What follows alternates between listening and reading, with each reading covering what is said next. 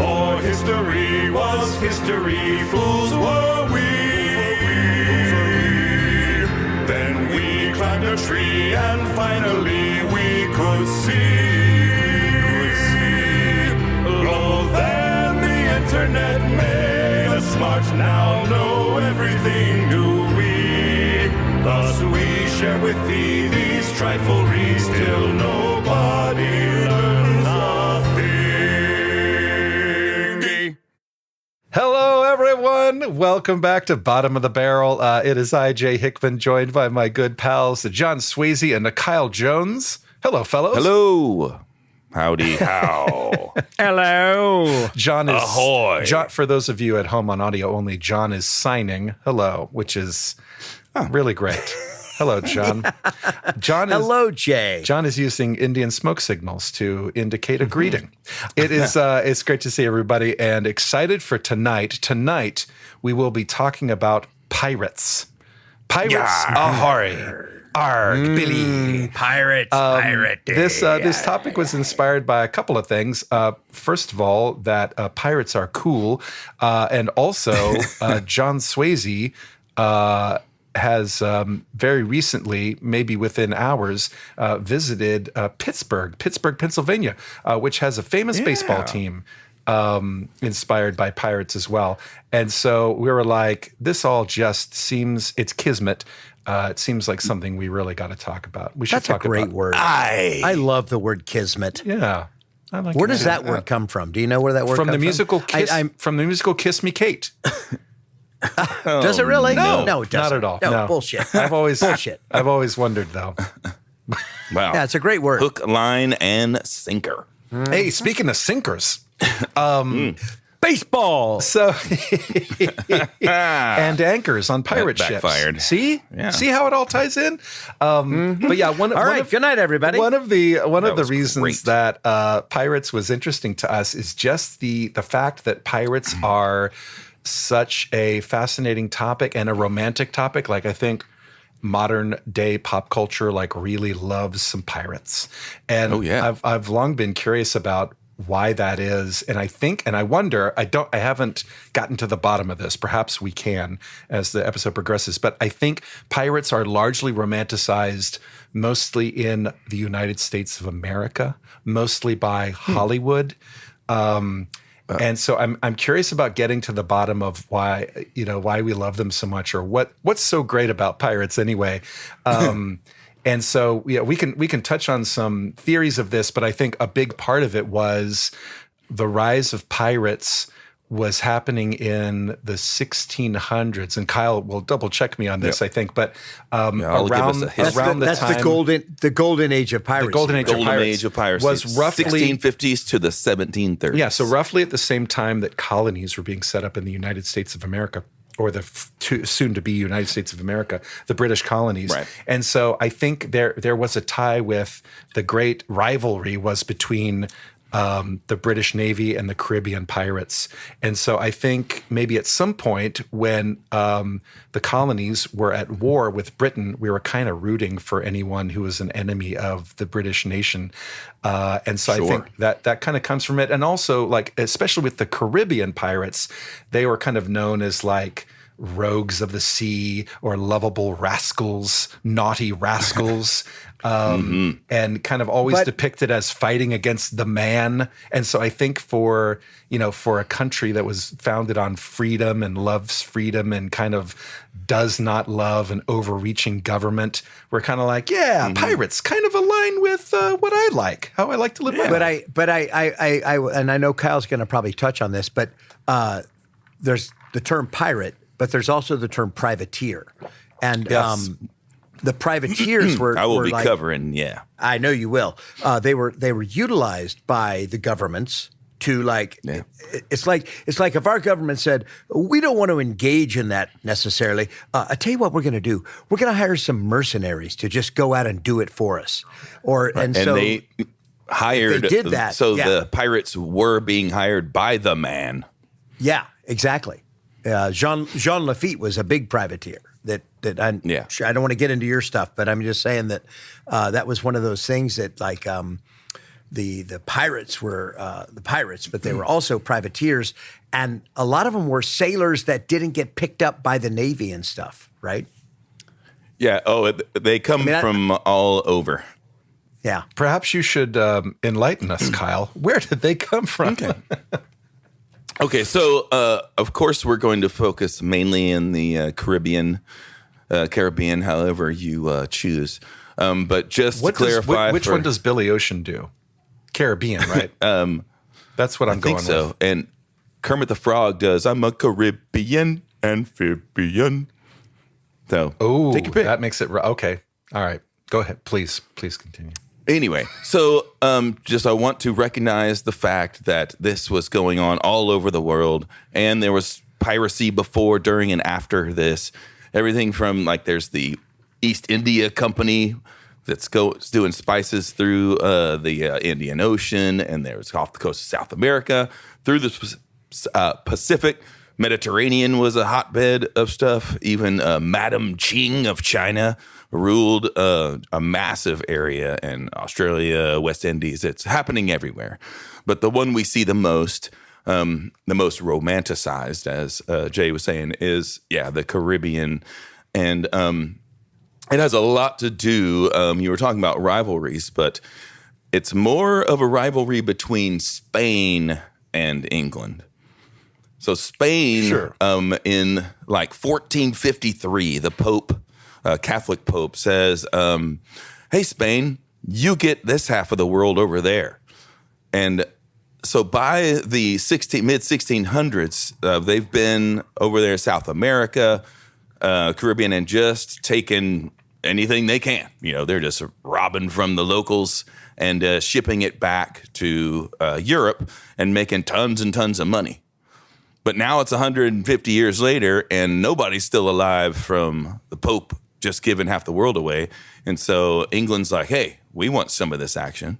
And France jumps in as well, and they start the piracy has already started, right? Because pirates are pirates. There's this big pathway coming out of South America through the Caribbean, and so little teams. That's the targets. All this stuff going back to Europe. The Spanish galleon was a prime target. Yeah. Well, and, I think it was right, and it's for the Caribbean pirates, for the pirates that are operating in the Caribbean and a little further east to the the west coast of Africa. Most of the ships that they could attack were Spanish ships because the Spanish Navy dominated that area. And so when pirates would attack Spanish ships, like Britain and France were like, oh yeah, right on, dude. So for a while, I think they were supporters of piracy, of that sort of piracy, or privateering, as John pointed out. But I think that didn't last forever. At some point, the British Navy was not cool with piracy. Oh yeah, we'll get to there. But first, they're going to they legalize this practice of pirating the enemy of the state. So anyone you felt was an enemy of England, and that goes for anybody out on the water. They could become privateers and board that ship and take whatever the hell they wanted. And so ostensibly, like you were saying, these merchants that are already out at sea, they were just given this other option. Instead of just delivering my load there and back or there. How many times have you heard that? Delivering my load. I can take over this other ship and get paid twice. And it's legal by my government, maybe not theirs. And they got a quarter of the plunder. If you robbed an enemy of the state's ship and took it back to England, or France or Ireland. There was a whole bunch of pirates. Yeah. And the question begs, how many times were they like, yeah, we get a quarter of it. So we robbed a ship and there was $1 million in gold or whatever. So we get a quarter of that.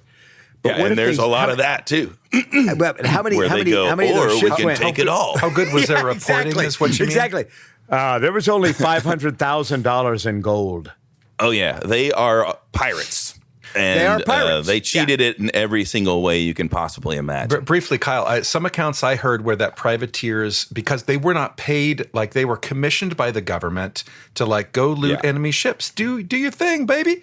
But they were not paid by the government as mercenaries to do that. And so the pay was keep what you find. As long as you knock out an enemy ship, good by us, baby cakes. Like, well, that was before the privateering actually started. Once they legalized it, then they wanted, some of the booty. They wanted some of the booty. Yeah. Yeah. And we'll give you a quarter of whatever you pick up. Well, I mean, But it the pirates was legal. obviously are going to steal that. It was They're not legal gonna once lie. the They're gonna governments were lie. getting out letters of marque, correct? You have this term. Yes, the letters of marque means that the government won't come after you for doing this. Right. You're an agent of the government of some sort. Perhaps I need to dig deeper, but some of the accounts I'd heard was like, even after it was, quote, legal and you were getting a letter of marque as a privateer, you take what you find. Maybe you bring the ship back to the other government, but you keep the cargo. Anywho. Well, one of the major misconceptions is that it's all this gold and jewels. Yes, they did take some money and whatnot, like the things that are coming out of South America, different kinds of, there was some gold and whatnot, but most likely you're getting food, you're getting textiles, you're getting tobacco. People. And which kind of squashes a lot of the buried treasure stories. Yes. About a third, eventually it got to be about a third of the crews were African slaves who had been, they stole the ship, which means you're also stealing all the people. They're the cargo. Yeah. And then the pirates were known to offer, you can either join me or either we take you and sell you ourselves or take you back to England and they do with you what they want and we get a quarter of the plunder. Yeah, but to your point, Kyle, like the idea of buried treasure was sort of mythical. In truth, it was mostly buried bananas. Yeah, and they're not going to last very long. Buried bananas. Dude, could you imagine if you found a buried banana? I found it. A whole trove of buried bananas. A whole trove. The legendary trove Huge of buried bananas.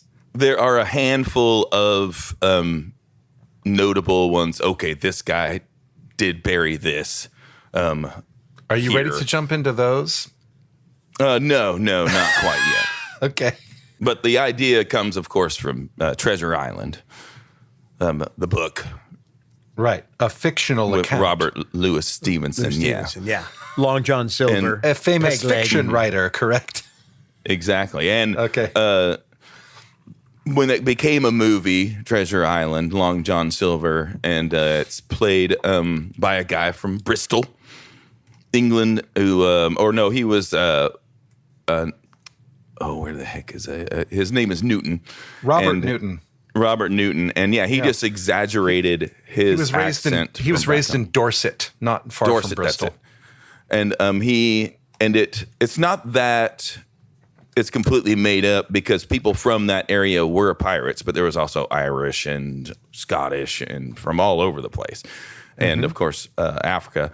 And so that accent, there may have been a guy like that, but it wasn't really a prevalent accent in any case because it was so mixed up. You had Jamaicans, you had Haitians, you had people from all over who were the pirates. I think the modern pirate that we think of today is completely Hollywooded. I mean, there's, people, I know you're going to get into this, but people didn't just go, "Arr, matey." You must be a pirate. Along those lines. Where are you from? Piratania? Oh, yeah. And you didn't call anyone a pirate. That was like, walking up to your pizza guy and saying, "Oh, you're in the mob, right?" You would be dead in a second. Like you didn't tell people you were, a pirate. Yeah. That was, you're asking for trouble. Maybe you said you were a privateer.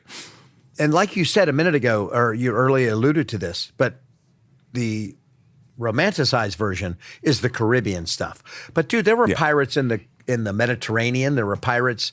I think Julius Caesar was captured by pirates at one point. I mean, and then he totally destroyed. He became like he talked his way out of being killed or anything. And then whenever he was sold back, he was telling them this the whole time. So I'm going, as soon as I am free, I'm coming back and killing all of you guys. Yeah. And it happened within weeks of him. They got paid.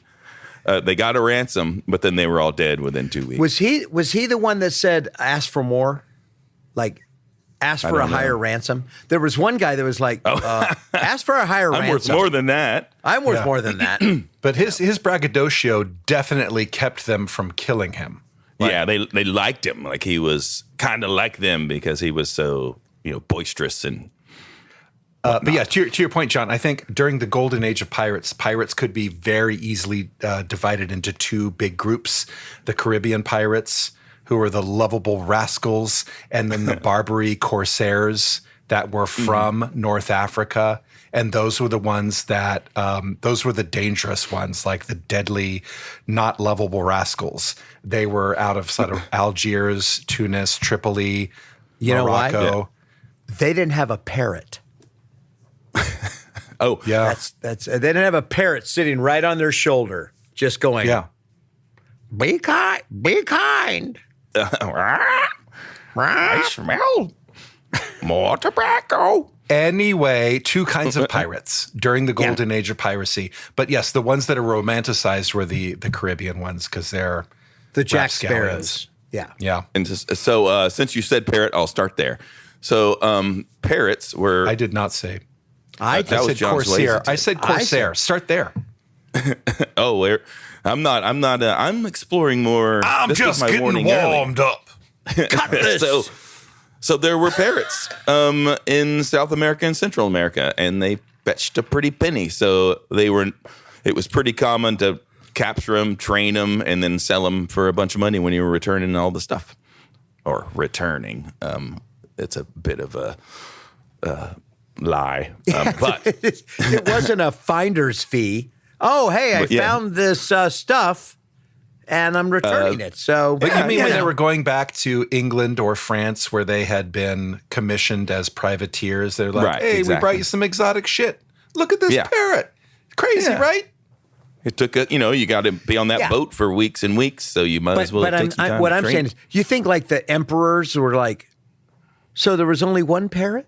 Really? No, I'm going to assume they had more than one. But one you parrot, can, that's it. Sorry, They're fellas. have no super proof. rare, dude. Like, do you know otherwise? No. See a lot of But those- parrots in France, do you? I don't think so. Yeah, you're lucky to have this one. So the eye patch, lots of theories about the eye patch.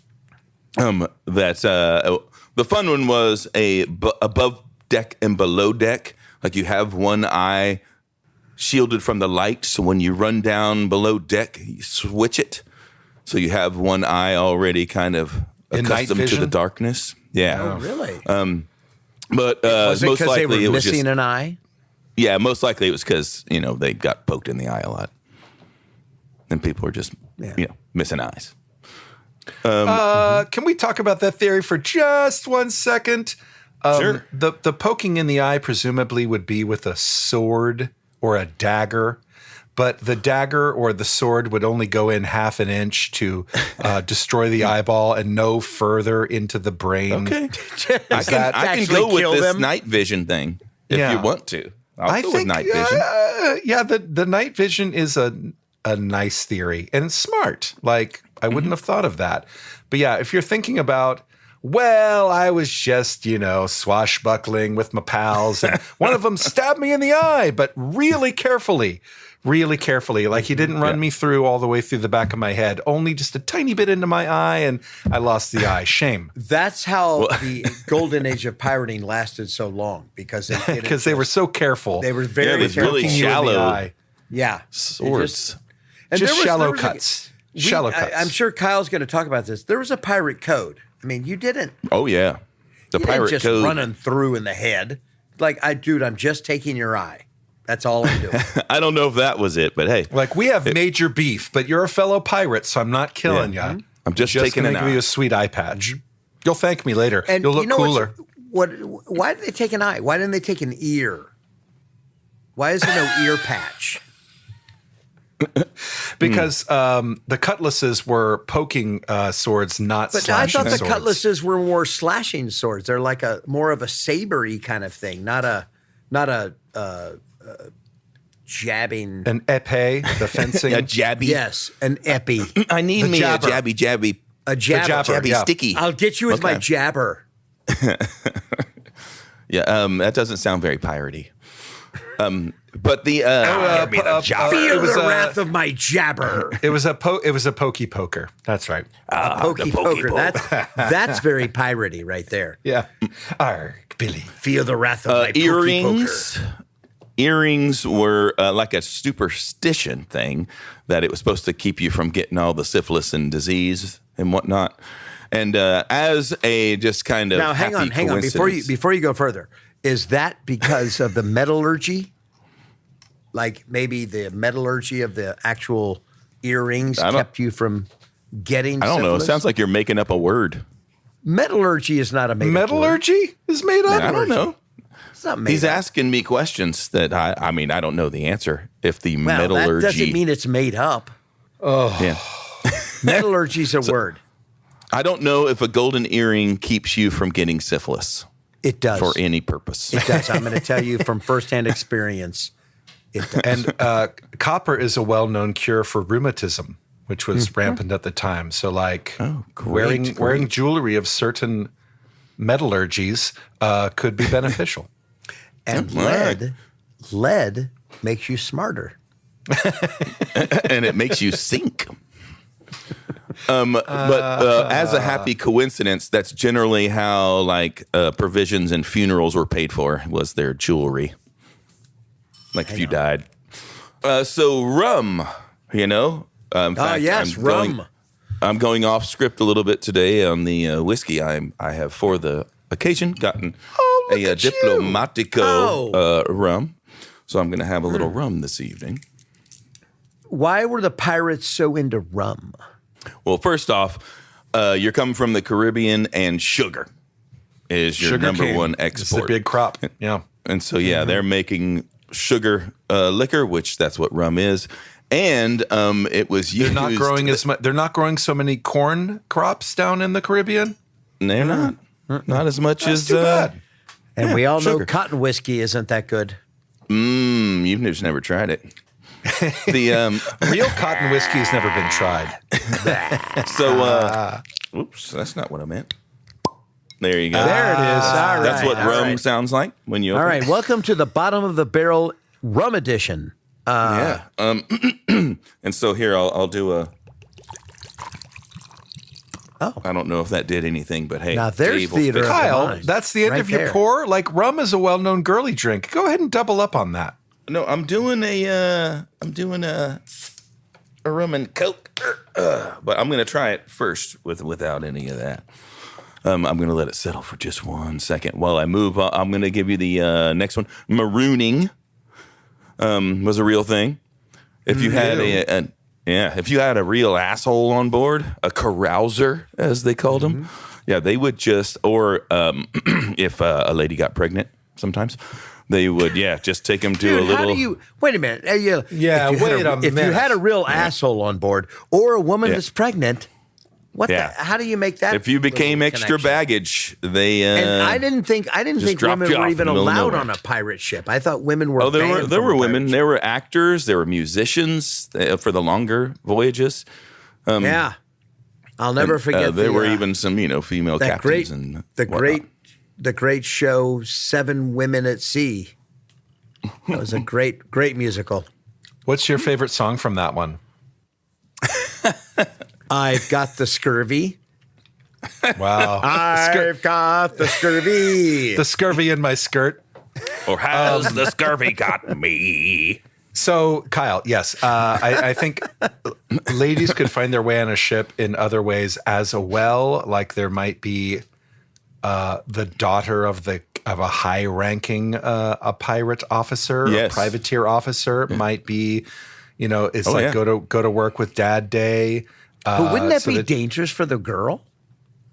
Not with her dad is the most not if powerful dad's guy the on the captain. ship? That happened to O'Malley. There's a Grace O'Malley out of Ireland, and she became a captain because her father was the captain. But also, So I know there were women pirates. yeah, but women but- on ship that were not pirates, I think too, when the pirates were at port and having a nice time and maybe found a girlfriend and maybe got permission to bring her on board if they were going on a very short voyage that turned into a not very short voyage. Like, I'm sure, like, has an airline ever lost your bag? Like, things go wrong on trips sometimes. So like maybe we're just going from, this port in New Orleans to over here to Puerto Rico. Like, it won't take but a week or so. And then suddenly they're rerouted by a big battle with a Spanish galleon. So yeah, there were women on board, and sometimes they did become pregnant. And sometimes. Yeah. Sometimes. And that, you know where that comes from, right? Or John knows the phrase. He told me. What phrase? When women on board? The scurvy in my skirt? What phrase are you talking about? No one's Pirate claiming baby. who. No, I told you. Son of a Jay, yeah. I was going to say I don't know what you're talking about. I'm sorry, I assumed John had informed us of something. Kyle, I am honored John by the ruins mistake. everything. I'm honored by the mistake. You thought I was John Swasey for a second, and just for once, you should for be just very this once, grateful I'm for mistaken that. for John Swasey. What an honor! Yeah. Go ahead, Jay. Say it. Say what Soak it it in. is. Soak it Say in. what everyone's thinking right now. Sometimes a lady who was an unwitting or unwilling passenger on a pirate ship would become pregnant, and the fatherhood, the sireship, was uncertain. No one would admit to being the father of this child. And so they would name the child a son of a gun because the women on the ship were kind of very low class. Like, we've talked about the hierarchical structure of piracy, the pirate life. Like, it was very egalitarian. And so there was the captain, the first mate, and then everyone else below that is kind of equal, unless you're a woman, which you're like a second-class citizen. And so the women were not given normal quarters.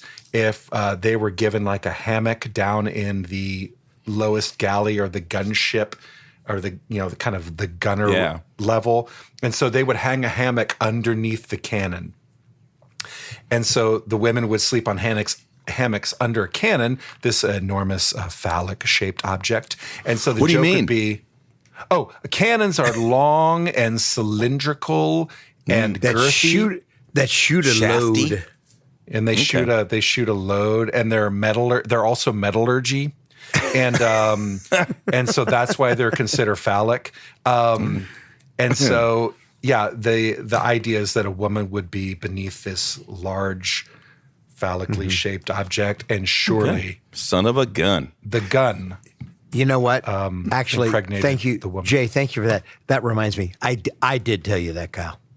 I appreciate it, John. Using the word metallurgy. And so it's funny because, just to put a button on this, in modern parlance, if you call someone a son of a bitch, that's a very rude. And so as a euphemism, we say son of a gun, but son of a gun actually that's means the clean a bastard. version. Son of a gun actually means a bastard child, which is kind of worse. Like, Yeah.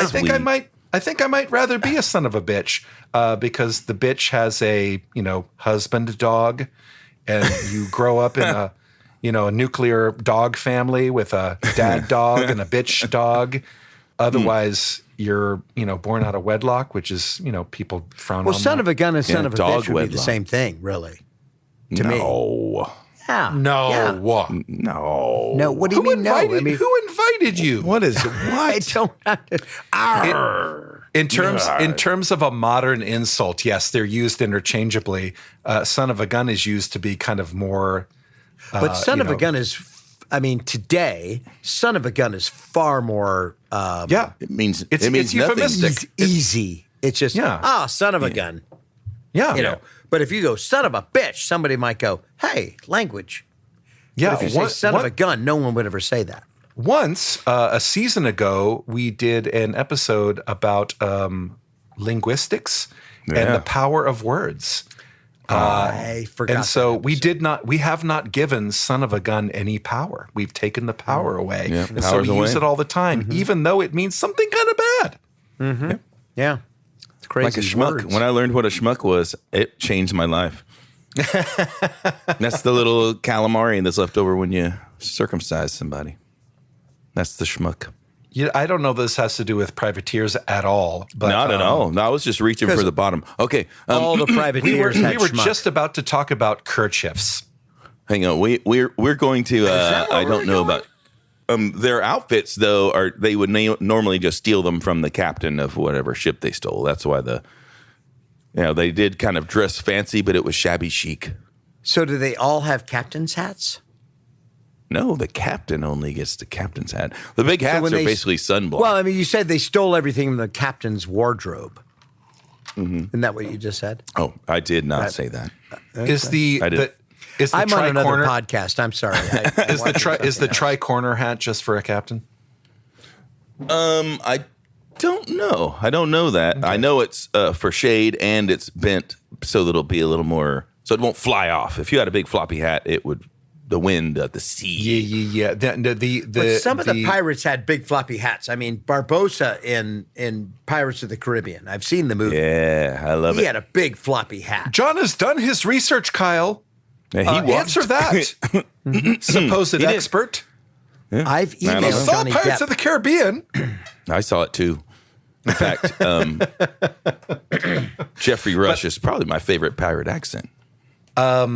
His is the same as Robert Newton's. Anyway, obviously out on the deck, the sunscreen industry had not really caught up yet. No. And so to protect yourself from sunburn and skin cancer, you would wear at least a kerchief on your head, or if you're the captain, at least in Hollywood depiction, you've got a tri-corner hat. But they did wear big old hats and then rub tallow on themselves. Ew, I don't know if that's a good sunscreen. Beef Yeah, I tallow? don't think so either. It's like, Is it beef tallow? yeah, well, because they're. Is there any other kind? Yeah, I don't. Yeah, That's that is good for the skin. There's no question about that. Well, when I can't get beef tallow, if I'm going sunbathing, I'll use Crisco. It's pretty good. It's, yeah. It's not a not bad the same. substitute. I'm a Yeah, big vegetable tallow guy personally. that's I like vegetable tallow. That's what Crisco not really is. tallow. All right, time for a break. I'm going to see how much pizza I can cram in my face in 2 minutes. BRB. Hey, you over there. Who, me? Yeah, you, the fella just having a good time living his life. Is that your home? Why, yes, it is my home. Is that a concrete foundation I see there? Huh? Oh, it sure is. Well, did you know that over time, the very ground beneath your home can shift and move around? Sinkholes are happening all over the earth. Oh, gosh. What does that mean for me? Great question. It means you need to protect yourself from what we like to call foundation failure. Foundation failure? That sounds serious. Oh, it is, my friend. And most recently, foundation failure has been scientifically proven to be the #1 leading cause of foundation failure. Go, no. Well, what can I do to protect myself? I'm so glad you asked that question. You're a smart guy, right?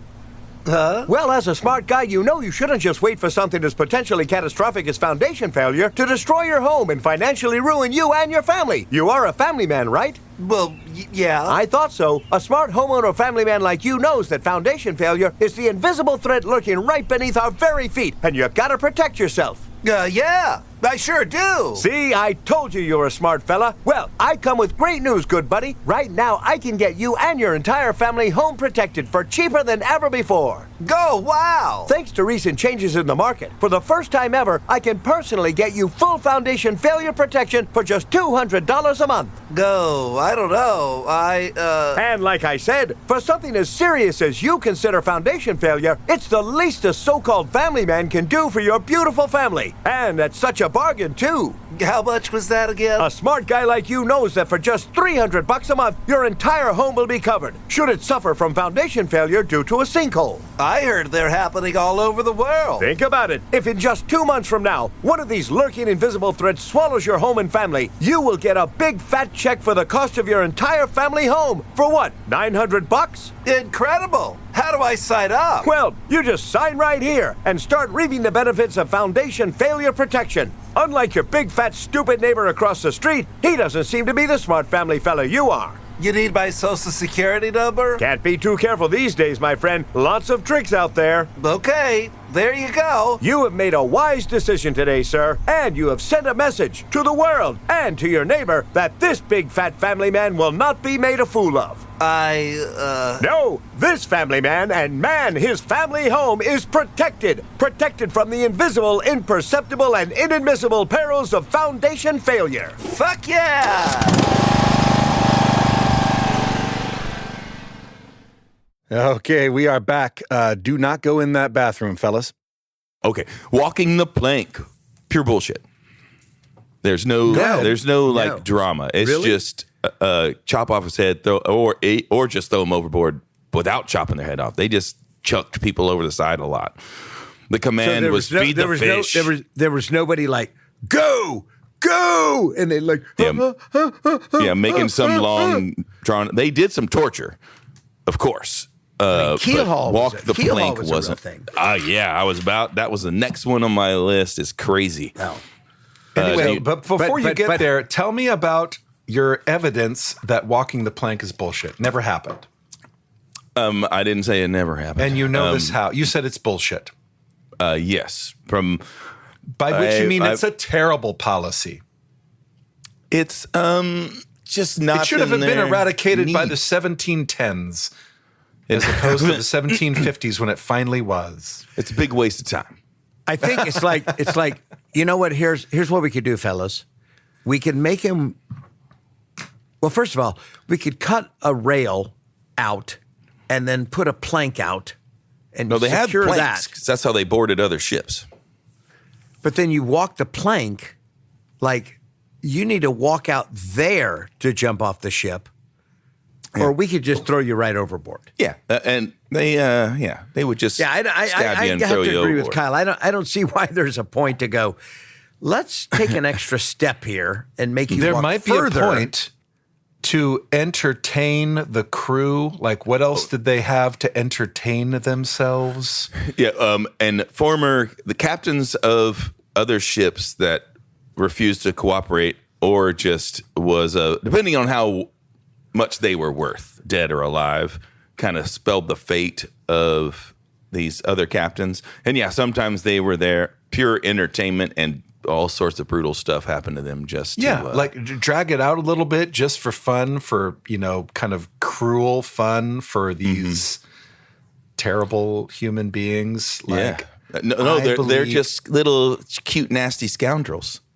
Yeah, they're just lovable rascals that also love to see suffering and enjoy Yeah. Schadenfreude. I believe there could have been some walking of the plank. I'm going to ask a friend. I've got a new friend. I'm going to ask. Okay, the internet.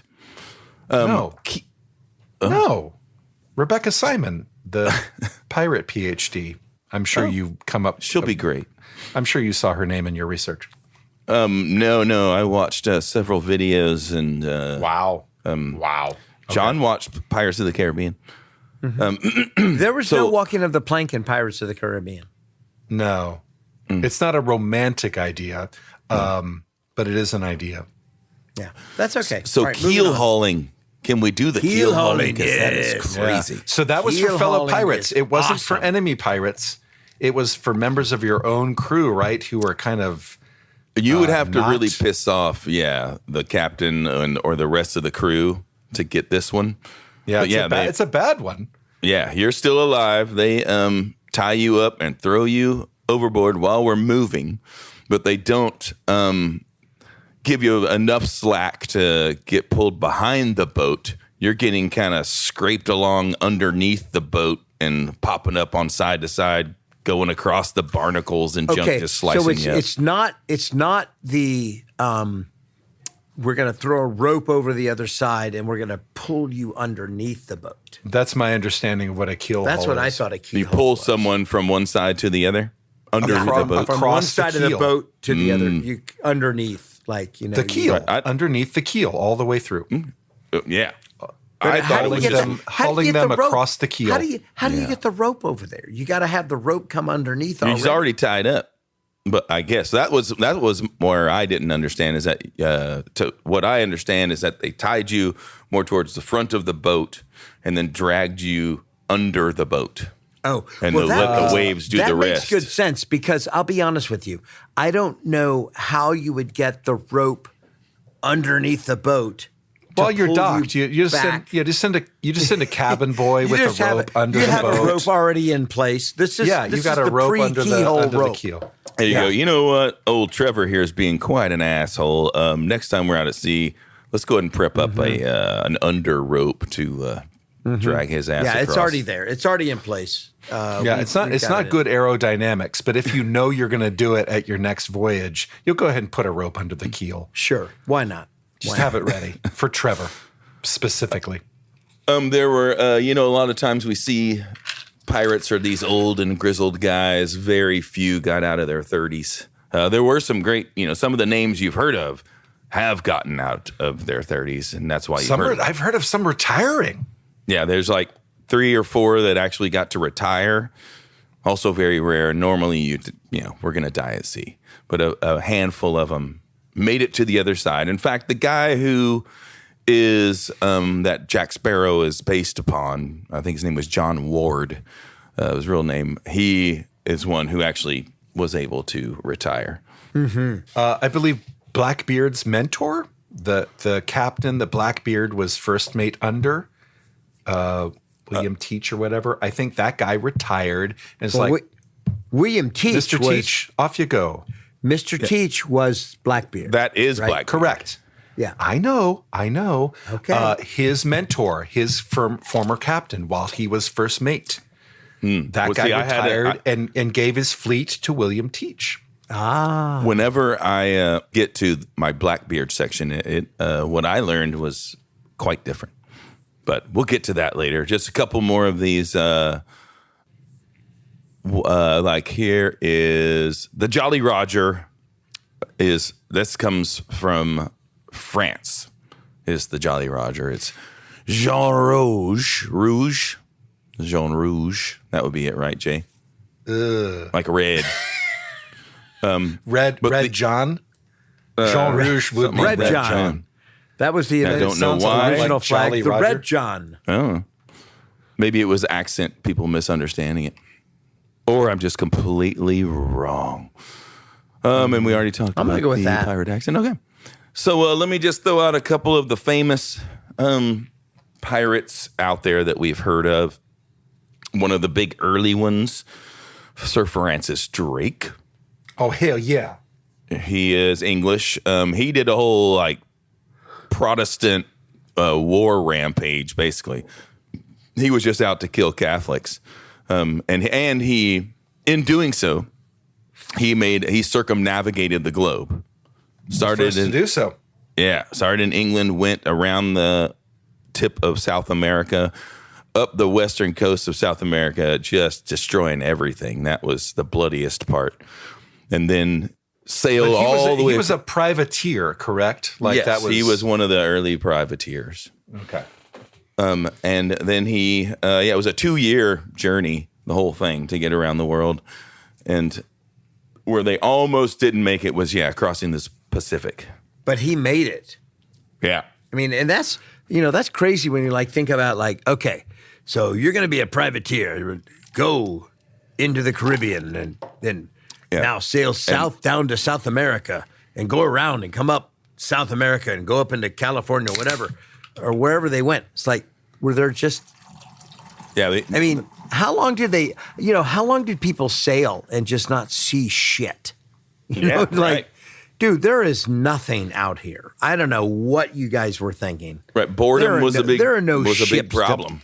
No, but not just boredom, but not knowing if there's anything ahead of you. Like your GPS is knocked out. Are we even going the right daggum direction? And the worst thing is and I'm the only female on the ship right now. Oh, we got a real problem. For a ship that long, you would not have. Ultimately, having a female on board was considered bad luck.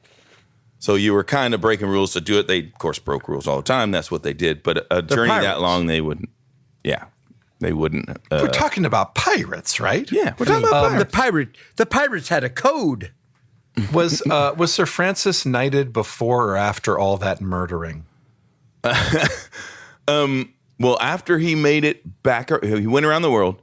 He got back, got knighted then, and then he went back out, and he died on the next. I don't know if it was the very next trip, but he died of like disease, just illness. In recognition of all those Spaniards you killed, I knight thee, Sir Francis Drake, hero of the British Empire. But he didn't have the right metallurgy, and he died of syphilis. Not enough earrings, Francis. Buddy, you got to get better. You got to get some better metallurgy. Yeah. You're Going to die of syphilis. Captain Kidd. Yes. Oh, William Kidd. William Kidd, another one. Anybody know any of his story? Yeah, I know a little bit of his story. Give us a little William Kidd, Jay. I only know a little, but I do know That's that okay. he is looked at as one of the guys who was a game changer in terms of romanticizing the idea of pirates, because he was a privateer officially, and apparently attacked the wrong ship. Mm-hmm. His crew pressured him into it. I forget all the details. His crew pressured him. Like, they were just privateering like they do. And the crew was like, ooh, let's attack the ship. And he's like, nah, I don't want to. And they're like, oh, do it. Otherwise, we'll mutineer. And he's like, oh, okay. And so he ended up attacking a ship that was an Algerian merchant ship that was pirated or captained by a fellow Briton. And so he attacked his fellow countrymen. Yes. He was like, it wasn't me. But the British went on a manhunt for him, and it was like reported in real time. And so the newspapers were like, here's the latest on Captain Kidd. And so he was like the first reality star, and people were like, what's going on with Captain Kidd? And so people were really invested in this guy. And so, they had to make an example of him. It's like, this guy left England, became a pirate, and attacked an English ship. This is the wrong way to go. So they threw the book at him. Was he a young guy? At one point. I mean, weren't they all like? Wasn't the lifespan 42 for everybody? It's tops. Yeah. I don't remember how old he was when he was executed, but it took 2 tries. But notably. Notably for Kidd, there are a couple other notable things about him. But he was a privateer, but he was tried for murdering. Mm-hmm. He ended up getting in a fight with one of his crewmates and killed him. That was the only murder he killed him with a bucket. Yeah, I mean, use what you got. Well, the guy was trying to mutiny, and he was defending his captainhood. If that's a word. Yeah, but his pirate captainhood. It's not. Yeah. Hey, you're okay. You're a murderer, but you were just defending yourself. So you're off the hook. But he did get off the hook for killing the guy, and one other thing. It was the piracy that gave him death. He was tried for he was never convicted of piracy. Oh, it was the other way around? He was convicted of murder, yeah. Okay. But the idea, if you can be a privateer and board other ships and steal their stuff, but that's not piracy. To cross the line between privateering and piracy, if you kill someone out on open water, that makes you a pirate. Legally makes you a pirate. And he had been given a letter of marque, but he didn't have it for the trial. And he had given it to a friend who never showed up with it, who just was like, I don't know. I don't got one. Gave it to a friend who gave it to a friend who forgot to show up for the trial of piracy. The other thing about Kidd was that the myth of burying treasure mostly came from him. Yeah, he had. He had told the governor of New York, like he was trying to get some clemency for himself. He was like, well, "I'm coming back to the colonies." Yeah, he's trying to, needs any help he can get. You're not going to want to arrest me because I have buried a bunch of treasure, and I'll tell you where it is. And he claimed to have buried it in the colonies. And I believe it was South America, where they it was a land pirate situation. Like they intercepted all these mules carrying silver, this caravan, and so Is a land pirate like a land shark? Well, probably Please not. just say yes, Kyle. Say yes, Kyle. Yes, Say yes, Kyle. All right, A lot moving like on. a land shark. Moving on. Candy Graham. So Silvergram. But they were so successful in taking over this massive amount that they're trying to drag it out of the forest back to the ship, and there's just too much, and so they bury some of it and leave. And he draws the map, the X marks the spot, that whole shebang. And so we had, that as a silver thing that people have been looking around in like Argentina or something. I don't remember where it was, but it was been doing it ever since. So the story I heard was that Captain Kidd was trying to, after this privateering gone awry and the murder of the crewmate, he was trying to kind of get safe passage back to the colonies for himself. He was like, hey, Governor of New York, I'm headed your way. Be nice to me. I've got a bunch of treasure. And so he claimed he had buried it in the New York colonies, and he was arrested anyway. And then the governor sent a task force to go find the treasure, and they found nothing. And then the story came out like, oh no, he outsmarted you, buddy. He buried all the treasure on a Caribbean island before he came back up here, dude. And that was Now I'm wondering if I haven't mixed up, because I know I've heard that story too. That was the origin of the idea of Treasure Island. Like he had picked some Caribbean island, he buried all the treasure, and then went to New York with just a fable. But apparently all that was bullshit too. And so he is believed to be the guy that actually did bury some treasure. And where people like pirates didn't really bury treasure. Well, Captain Kidd did it. Well, no, actually, no. Maybe not. Apparently, he but didn't. now either. there have been instances of people finding Spanish galleons that were sunk in the Gulf or in the Atlantic or in the Caribbean or whatever, and they did have treasure in them. They had, oh my God, there's a treasure chest of doubloons. What I want to know is, but only buried by 3 trillion gallons of seawater. Correct. Right. What I want to know is where. So these Spaniards and the French or whoever, mainly the Spaniards, they all sailed over to South America to rape and pillage and do their thing. They own it now because the Pope said so. Right. But did those countries did the by Incas, raping and pillaging? John means governing. Did the Incas and the Aztecs or whoever those people were, did they have tons of gold coins? Oh no, you would they were these primitive tribes of, did they really have just, we made a gold coin and we're going to make billions of them and put them in these chests? Right. Just in case for a rainy day. One day. They traveled. You never know. May I offer up I have not done any 15th or 16th century South American exploration, but I guess that indeed, there's some gold. There are some gold veins down there, and the tribes discovered them, and they were like, this is kind of fun and shiny and cool. Let's make some jewelry. Let's make some bracelets and stuff, especially for the high priestess and the chieftain. And let's give them some gold jewelry. Syphilis. And then when the Spaniards, and the people that wear this jewelry are not sick ever. So that's cool. Let's give everyone at least a little, gold chain or a ring. And then when the Spaniards came, what's all this shiny stuff? And they're like, oh yeah, we got it it's over here at the bottom of this hill over here. Yeah. You have to go into a tunnel, and there's some stuff over there. You don't have syphilis, do you?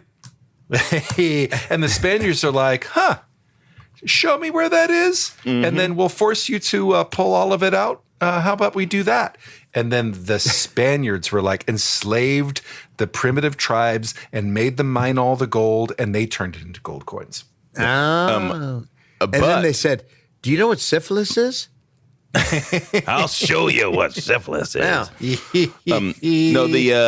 As a return for your gold, we'd like to give you something we call syphilis. It's a fair trade. You'll love it. You'll love it, baby. I hate to shatter your world here, guys, but the most popular way to transport gold. Syphilis is. Oh, sorry. To transact. Is right transmit. here. Here, hold on. I'll show you. Gold dust. That was the most popular way to do it because it was hard to trace. You can put it in bags. You could hide it within things. And it's aerobic. You send it through the air, right? It's airborne. You just send it airborne. But yeah, gold dust was the preferred. You just clap a bunch of erasers together, and the gold dust just goes over the atmosphere from country to country. I like it. Yeah. Shall I move on to? We already talked about Grace O'Malley, Irish woman who kind of inherited it and really was influential in keeping Ireland not British, because the crown was really trying to take over Ireland at the time, but she was like a thorn in their side, controlling the waters, and she did it a lot without. Why did they want Ireland so bad? Because of all the syphilis there? They love syphilis. There was It's no like gold really dust. fun. It's a major export. It's zero gold dust. So she was a badass, and then there was a pair. Actually, it was kind of a trio of Anne Bonny, Mary Read, and an au pair. Well, I've heard of Anne Bonny. I've heard of Anne Bonny. Yes, I've heard the of most Anne Bonny famous too. female pirate, other than She Gina was Davis. related to Billy the Kid. but she was not related to William H. Bonny. She was. Should have been. She should have been. No, Things she would have was- gone much better. She not romantically linked to Calico Jack? That's the guy. Yes, that was the dude. And as Mary Read was, she decided she was going to marry someone on board. And turns out that dude was actually a girl named Mary Read in disguise as a male. This was kind of very Joan of Arc. Joan of Arc stuff was happening. Sorry. So, yeah, you had This is this why- trio that ran it. This is why pronouns are very important. Well, there's definitely a lot of, this is like a lesbian couple did. It was actually a trio that they were obviously Menage a bisexual trois? because they did have. There were many relationships with the three of them and if lots you of could other say people. that in Gaelic, John, yes, you would be correct. Wow, your Gaelic's gotten really that good. Thank is you, amazing. Jay. Where have you been studying? That's incredible. Wow. I know. Thank you. I went to the What does that mean? University of Galilea. Menage a trois in Gaelic. We talked I about thought he this was ordering 20 from Taco seconds Bell. ago. God damn. Seriously, So we Kyle? already talked about John Ward being the guy who they based Jack Sparrow on. And he was one of the few that retired. He actually turned, I think, Muslim in the end. And that was... Did he turn into a Barbary corsair then? Those were Muslim know. pirates, dude. No, it was a non-pirate transformation. It was so egregious to change religions that they just kind of stopped looking for him. You know, it was weird. Like England is like, oh, whoa, that's so bad. We're not even going to murder you anymore. Wow. Did everyone know that trick? Like, that's a good trick. Right. They should have. The gay pirate, Bartholomew Roberts, is known as the hello. and so try and yar.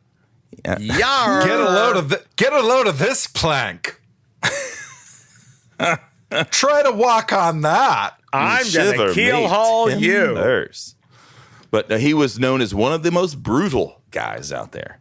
Like, did the worst stuff to I've their I've to the never captain. heard If you're the only gay pirate, you've got to be a badass. I mean, you don't. I think have a lot room. of them were at least homosexual on the sea. That's not how that works, Kyle. Oh, That's not how that works. Have you not seen Shawshank Redemption? have you ever heard of the Fuck Emos Austin band? Jay, I don't want to. Shawshank takes place in a prison, not on the seas. I don't. That's know if true. you're aware of that. That's true. There's a similar theme that occurs in that prison as well as on the sea. You may remember Andy Dufresne says, "Would it help if I told him I'm not gay?" And his friend Red says, "Well, neither are they." That's not what this is about. Yeah, not at all. Would it help if I told him I didn't have a parrot? Would it help if I told him I had syphilis? That might help. might help. Would it help if I told him my parrot had syphilis? What if I let the parrot tell him himself? There it is. I have syphilis. Kyle, real quick, would Yeah. you name once again the real life pirate that inspired Captain Jack Sparrow? John Ward. John Ward. And in your list, you also have a Captain Henry Morgan. Yes. And he was like Would you jump right to him? Because Okay. that's related. Before you do, would you also tell us about the pirate who inspired syphilis? wow, that's a deep That's a cut. long I list. don't know. I don't know. Let me get out my phone book. Hold on. Many Hang of them on, claim it. So Henry Morgan, the cool part of his story that I pulled up is that he was actually kidnapped, thrown into the into a ship, and was kind of forced to be a pirate. And by the end of it all, he ends up ruling kind of Jamaica and the whole area around it, and then later became in charge of ending piracy.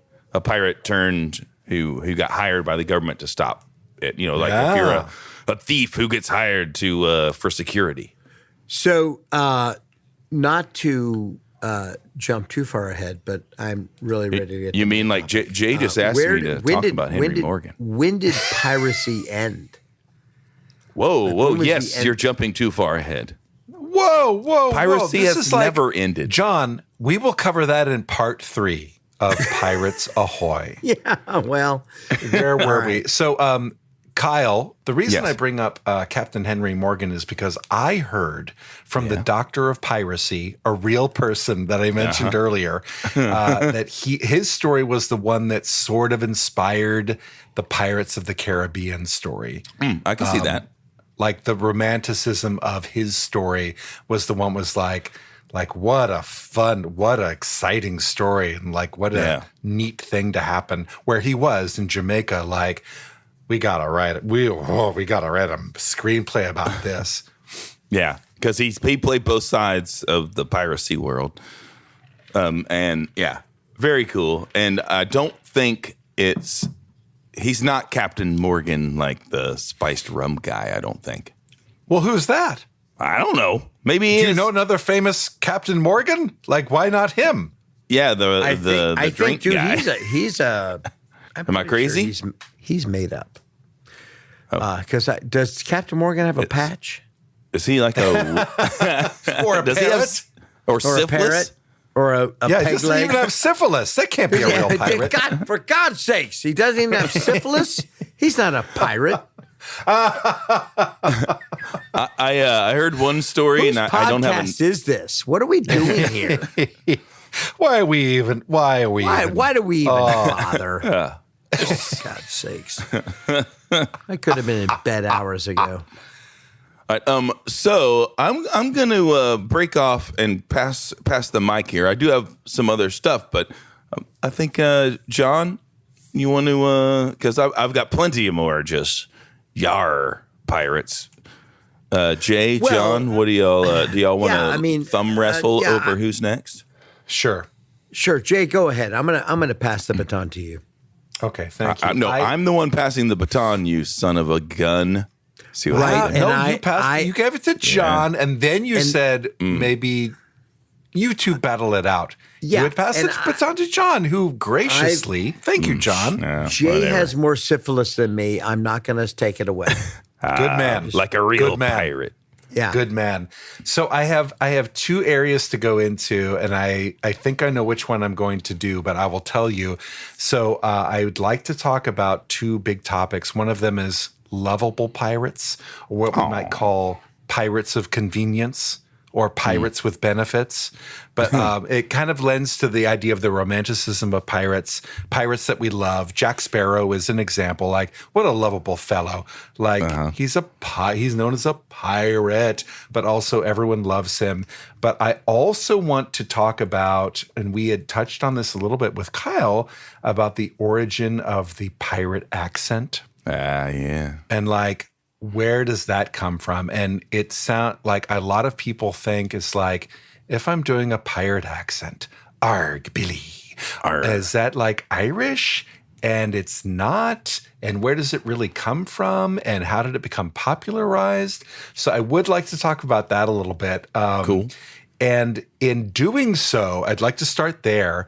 But please remind me. I do want to come back to lovable pirates at some point.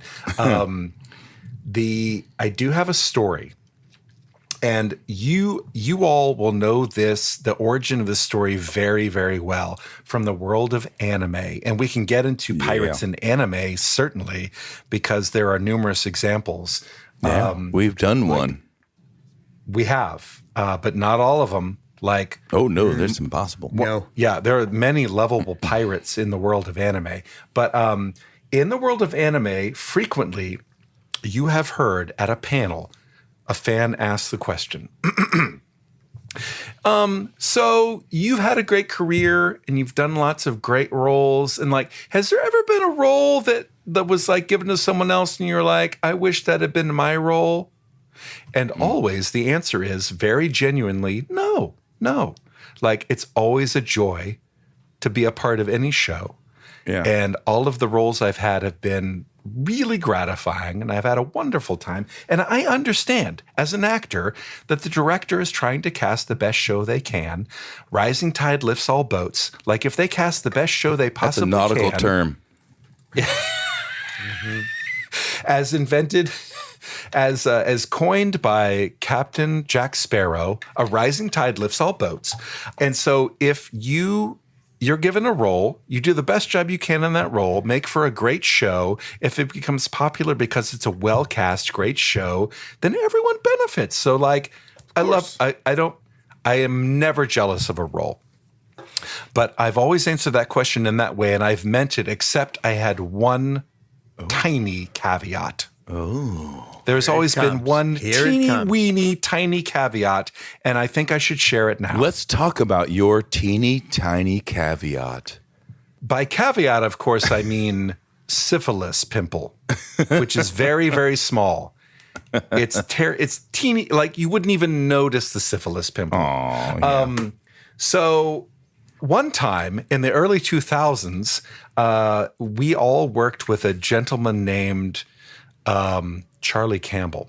Yeah. Lovely fellow. Delightful fellow. Love Charlie. He was a director in the world of anime for a while, and just a hail fellow, well met, jolly good guy.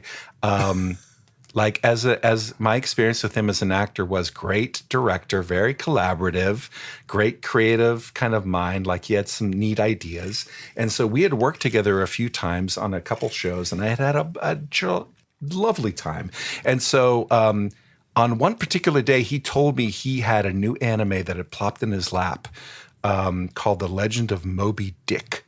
And he was like, it's a space pirate anime. And I'm going to be casting this.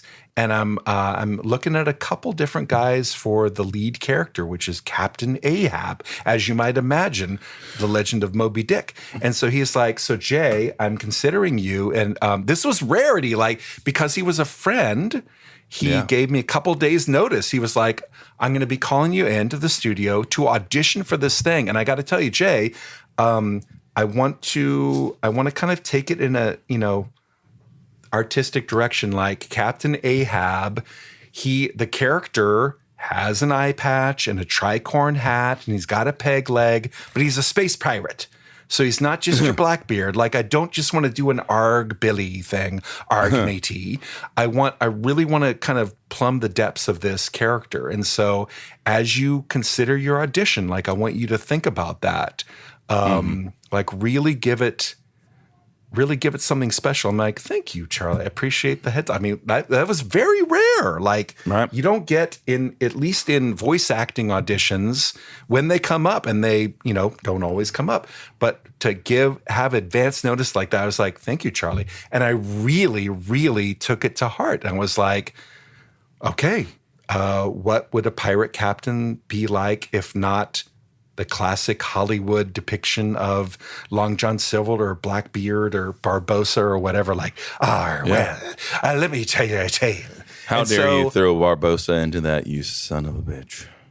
If you listen to his portrayal, which I'm sure you have many, many times, he says, well, it is I, Captain Barbossa, united in my admiration for you, underworld Dead Sea captain, played by the Spanish guy. Like, you've seen this portrayal. It's very, very like the original Robert Newton West Country of Britain. Totally disagree. So, pineapple on pizza. Okay, we'll get to that. Anyway, I'm almost done. So I really took this assignment seriously. I was like, what would he be like? And like, what drives him? And like, what will this be like? So I went in for my audition, and I had worked really hard. I had prepared a long time to like give something special to this guy, this Space Ahab. And so I auditioned the hell out of it. And at the end, Charlie was like, that was great. Jay, thank you. That was great. Super, super duper. We'll be in touch. And I went home satisfied that I had done a good job. And so about 2 weeks later, Charlie called me. He's like, hey, we're starting sessions. You didn't get Ahab. I'm sorry, but we've got loads of characters I need you for. Like, come on in, please. I'm like, okay, I get it. Like I said, like I understand that what's best Sometimes for the it just show doesn't fit for what he's thinking. And what's best for the tide, like I get it. It's cool. I'm totally cool. And so I went in, and he had a bunch of bit parts for me, and I played them. I was delighted to be there. It's always a treat to be in the studio and recording anime voices. But when I got in, I was like, I gotta know, Charlie, who won Ahab? Because I was a little bit jelly. Like, I had worked really hard. And he was like, it was John Swasey. And I was like, okay, all right, okay. I tell you what, while I'm a little bit jealous, if I could think of anyone that I would want to win a role over me, it's John Swasey. Like, I can't wait to see what he does with it. Because if like, I worked my ass off. If John won this role over me, it's going to be glorious. I cannot wait to see it. Kind of a pirate move there, Swasey. Back in the day, as you guys know, part of our payment was we would get a copy of the VHS tape or the DVD. Oh, so you got to experience what beat yours. Yeah, I got a copy of the DVD about a month later, and I popped it in. I was like, oh, let's see. This is going to be real John good. looks like he knows where this is going. I know exactly where this is going. So I watched episode 1 and John's opening line, and I've watched this a couple times now, not because I'm obsessed, but because I have syphilis.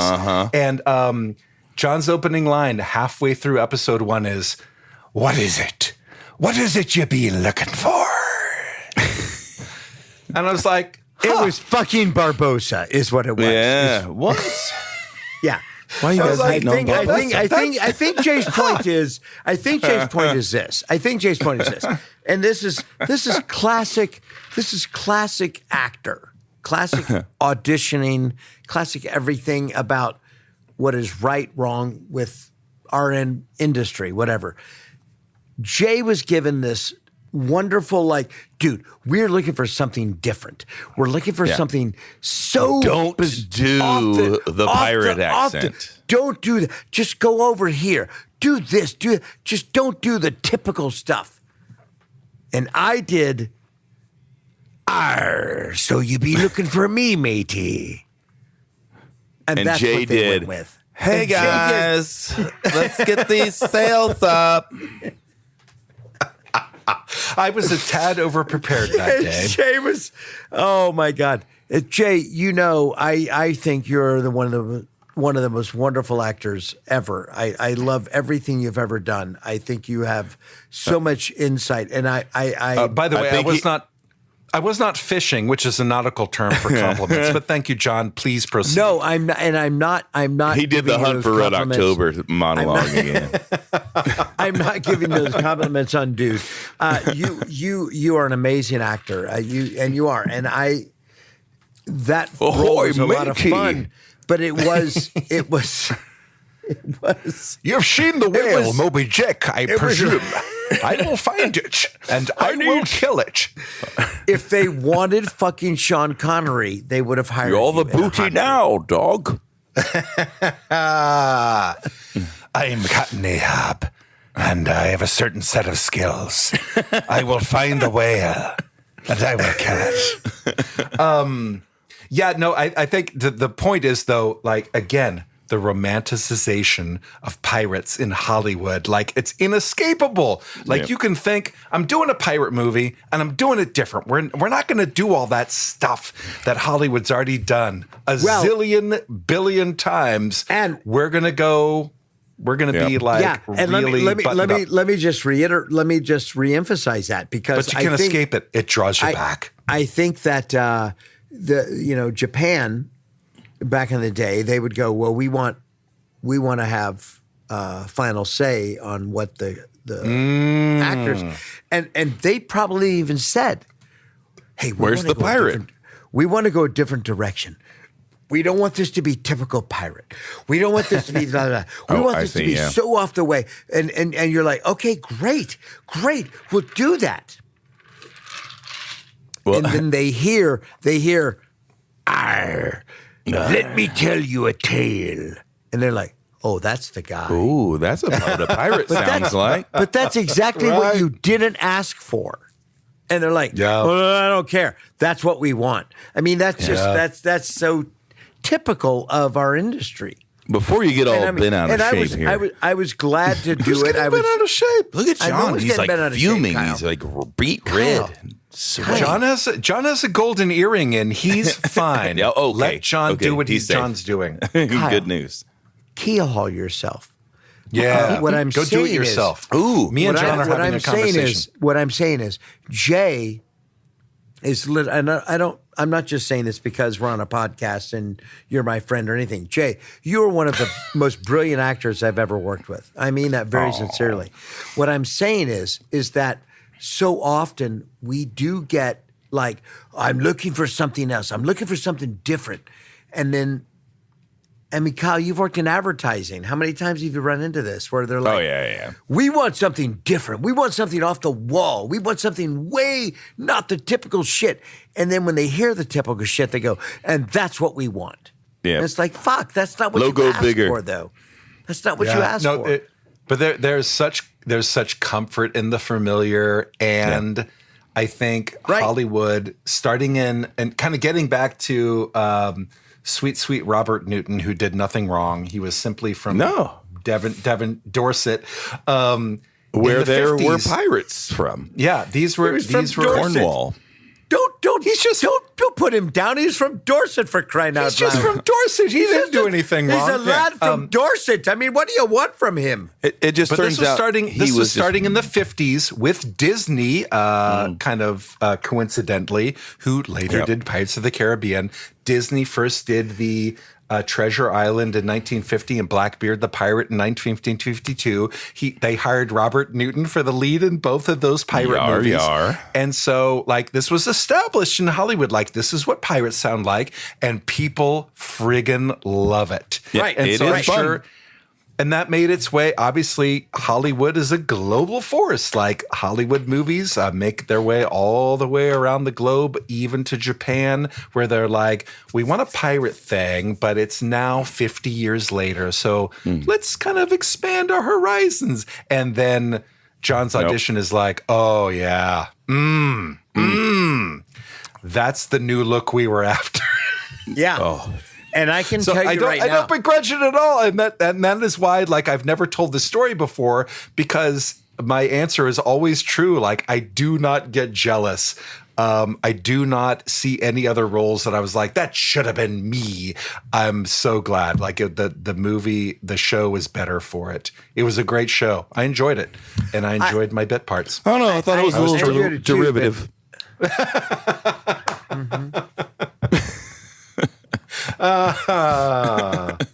I'm just kidding. Glorious. But anyway, I've never I bring watched that it. up. I bring that up to talk about the pirate accent, and we've touched on most of it. But the idea is that it started with this actor, Robert Newton, who was from the West Country of England, which is kind of defined by Bristol, Devon, Cornwall. They and say the R's. Yeah, whatever the fictional town that Hagrid is from, he's also West Country. Like, if you listen to Hagrid, it's like, come on now, Harry. You don't really want to murder all the Dursleys, do you? It's if you could imagine Harry going, "Get out the plank, Harry." Like, it's the same. It's the same. It's the same voice. Well, And which so, is actually it's actually very funny because if you think about like where the pirates came from, so they were chasing the Spanish, but that makes it sound like all the pirates were English. There were no non-English pirates, but there must have been, right? there absolutely were. Oh, Kyle yeah. said I mean, so. They were all yeah. from all over. Yeah, Yes. yeah.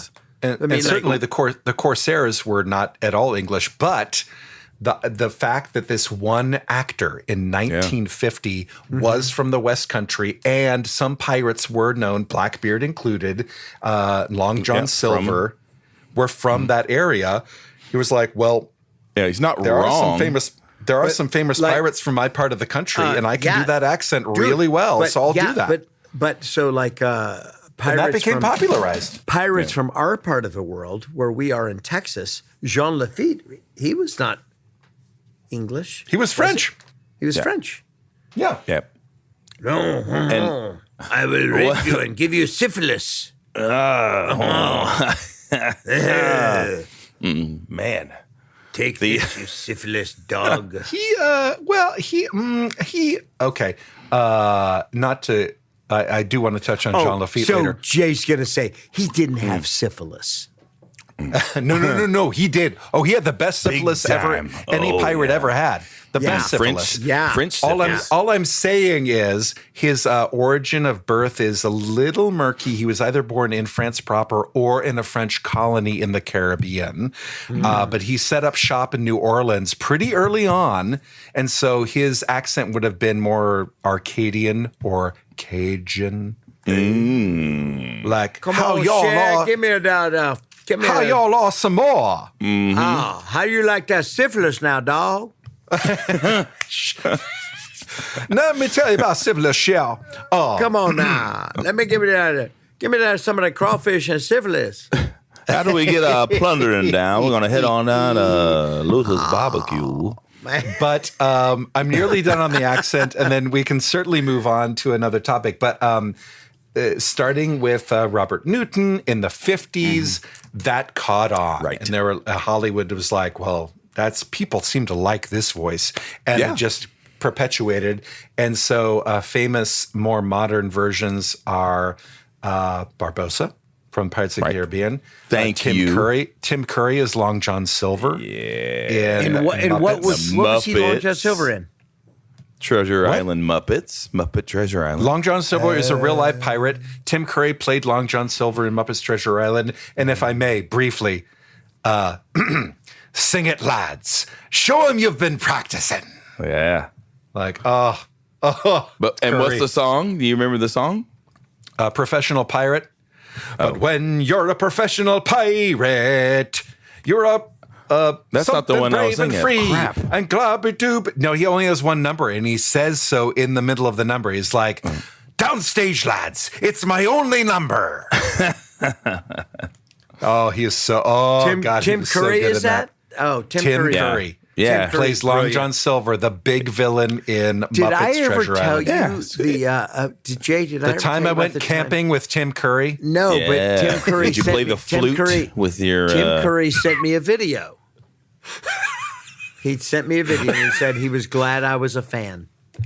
I presumed you were going with. He sent me a casting video. Like I told, I was casting. No. I was doing. And a Tim sign- Curry sent me an audition video. I was as we all do, as many of our fans know, we all do signings, and I was doing a signing, with a company, and they said, "Oh, next week we're going to see Tim Curry," and I said, "Oh, Nice. would you please tell Tim Curry I'm a huge fan?"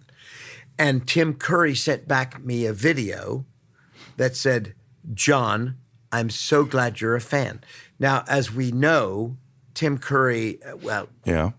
he was not doing well at the time. Okay. Has he? No. Yeah. Anyway. His health. Health was not. Anyway, I hope but it wasn't syphilis. He did play a pirate. Yeah. He's a method. Actor syphilis. Yeah. Oh God, please continue, John. Please finish the story. Well, I want to talk about the Pittsburgh. Whoa. Do you have a Whoa. copy of the video? Do you have a copy of this video? I do. I'll send it. I'll put it on here. And you know what? Cut to video. Hi, John Swasey. Thank you for enjoying my work. All the best to you. Thank you, Dave. There you that have looks it. great. I told you. It's there. Wow, what an amazing video that was. My only other example is, and we've mentioned it before, but Shocking. Barbosa, Captain Barbosa by Jeffrey Yes. Rush. And I love that so much because Jeffrey Rush is a very serious actor who had never done, like, it was his first like big budget Disney $zillion movie. And he was like, he talked a lot in the featurettes about like, I was worried about accepting this role as a pirate in a Disney movie, like as a very two-dimensional character. I wanted to give him some depth, and the director was like, hell yeah, do that. And so I was really interested in his approach to Barbosa, and he had tons of depth, and like, what a performance. But also, I thought so. it was an incredible performance. It was really engaging, but also he did the voice. He was like, I thought he took it down a notch. he did, but it was clearly the voice. Like, No, it has was to be the a pirate Yeah, voice. for sure. It was the total. It has to pirate be voice. still read pirate in a Disney thing, but I thought he turned him into a person instead of a Newton. well, yes. I mean, but listen to a clip when you get a chance. But like, my brief impression is, my name is disinclined Captain to acquiesce. Barbosa, and I stand before you with cordial intent. It wasn't too big, but it was clearly the voice, just like quieter, but clearly the voice. Definitely Jay, the voice. Now, it was the voice, but with the other guy in Treasure Island, The other guy. it was way over the top. It was like, well, we're gonna Yeah. we're gonna do this then. Yeah, I Every don't other word remember. was R. Right. Well, there was a lot of I mean, that's it. Barbosa certainly was more Big like, goo. Where he was like, he- I'm just gonna say the lines with an R in it without saying R. Yeah. anyway, I loved it. I did too. I leave with nothing but fond recollections of Jeffrey Rush's performance. He's magnificent, and so was everyone in the thing. And also, briefly, Lonely Island, Captain Jack. Shall we? Well, No? Captain Okay. Jack, I would just say this. Captain Jack Sparrow, Johnny Depp was robbed of a Best Actor award. You think? Who won that year? You want to know? I know who won. Okay, I know won? who won. You know why? You know why I know who won? It wasn't you. I was in the movie. Ah, yeah. Bob Odenkirk What?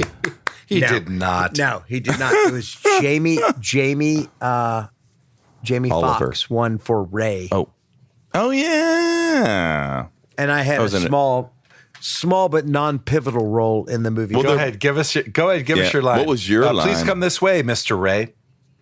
Please join us, Mr. Ray. Right. No, it was this. Hey. And now do it like a pirate. Arr. We should have busted him at the border.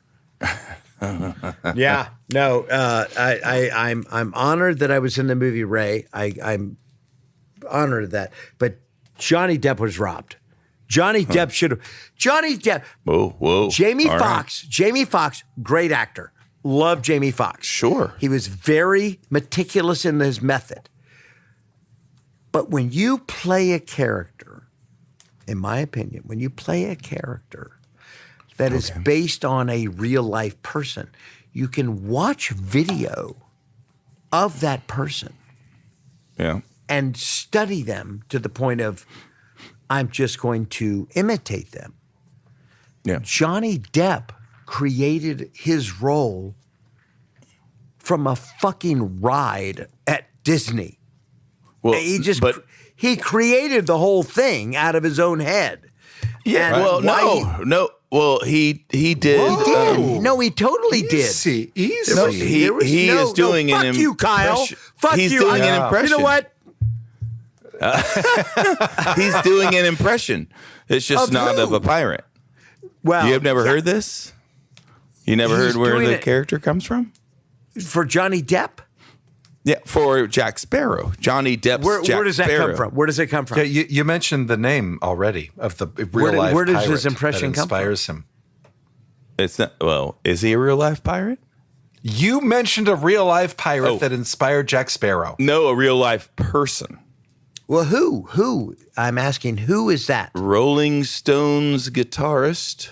No, that's not Keith the name you Richard. mentioned. No, that's not it. I mean, maybe that That's what he inspired did. him. That's what he did. He said he Yeah, was just but- doing a Keith Richards impression. He said this himself. Really? Well, that explains why Keith Richards plays his dad later. Please, It's exactly. Dave, please cut to the video. Kyle will provide you footage of Johnny Depp admitting that it's just a Keith Richard impression. Well, It's all become I'm a thing saying- now. What? All Really? I'm saying is Johnny Depp. Y'all haven't created heard this? Johnny Depp created a very lovable character. Again, Because Jamie we all Foxx- love Keith Jamie Foxx did a great job as Ray Charles. There's no question about that. But I just think that he was robbed. He robbed. The Academy Award, which I'm not. Academy Award, I think it's awesome that he's doing a Keith Richards impression to become a pirate. I think that's But I also Fantastic. would like to point out that Jamie Foxx won the Academy Award for Best Actor in the movie Ray, in Yeah. which I was also in. You were I just want to amazing. point that John. out. Yeah. In fact, the scene I'm in with Jamie Foxx pretty much carried the scene. Yeah. Hey. I didn't want to say I anything remember to it. Jamie at the time. I didn't want to make a wave, Right. but I pretty much carried that scene. Yeah, you don't want him to lose his confidence in the middle of shooting. That was big of you. When I went, I think we should take him down. That's kind of when I think that's when the judges went, there it is. There it is. Do you see Jamie's reaction? Right there. Yeah. That's because you're a giver. Damn right. You are setting him up because you're a professional and great at your And job. a giver, very, very anti-pirate. Yeah. Not very pirate of you. Well, we did it. We finally hit bottom. I knew we would. Thanks, everybody. If you'd like to learn more about this finely distilled product, visit bottomofthebarrelpodcast.com, where you can find our previous episodes, merch, and even some Patreon options. If you want to tell us how smart we are or how stupid we are, or if you have a topic you want us to dive into, hit us up on our socials. Bottom of the Barrel Podcast is on Instagram, X, and YouTube. Special thanks go out to our audio production guru, Dave Lasco, our beloved manager and punching bag, Olivia Swasey, and Jonathan Benjamin. Take care.